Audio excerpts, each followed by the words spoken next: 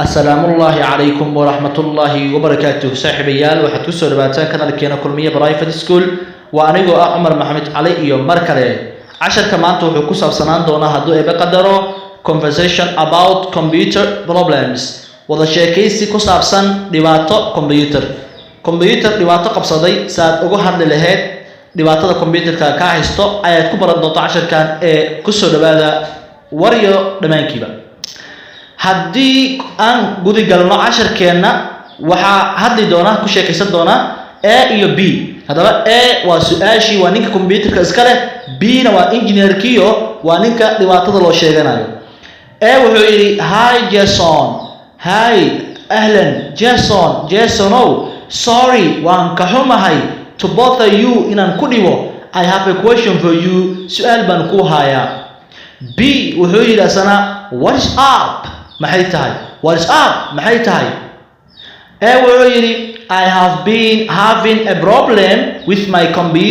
computerkayga ayaan dhib ku qabaa I know waan ogahay you are an engineer adiguna inaad tahay engineer inaad tahay ayaan ogahay aniguna soo saadaladeed I thought waxaan u malaynayaa you might be able inaad awoodi doonto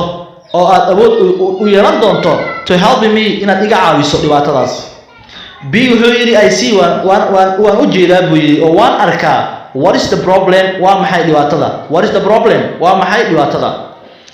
wuxuu yiri I have a file waxaan leeyahay file baan leeyahay file waa la yaqaanaa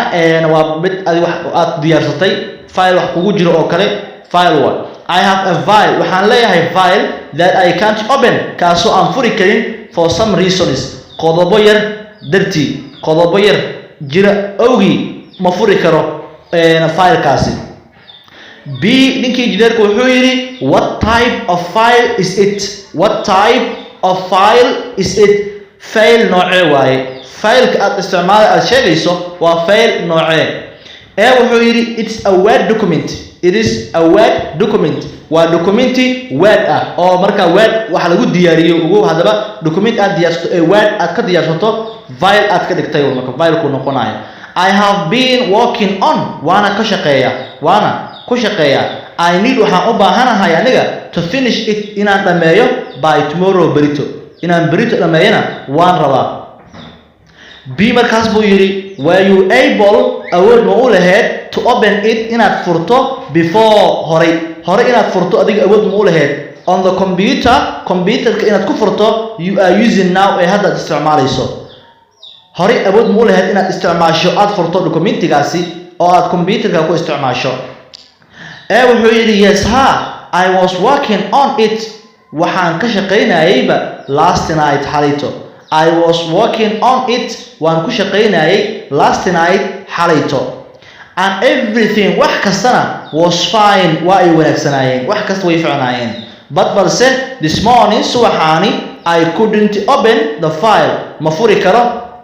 fileka ma furi karo I couldn't okay ma furi karo hadaba couldn't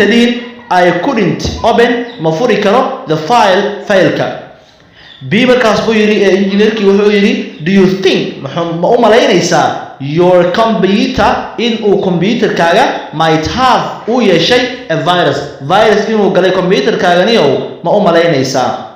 no buu yiri marka wuxuu yiri no may I checked waan hubiyay and there weren't any waxna kuma jirin wax virus la yiraahdo kuma jirin warranty waxa laga keenay were not oo kale okay hadaba waxa leedahay no may I checked waan hubiyay and there weren't any wax virus ana kuma jirin casharka haddii aad wax ka fahantay aadna ka faa'iiday fadlan si share galay like ha ka ilaabin haddii aad ku cusub tahay subscribe saaro waxa ku soo gaari doona dhammaan casharadeena waad ku mahadsan tahay daawashada muuqaalka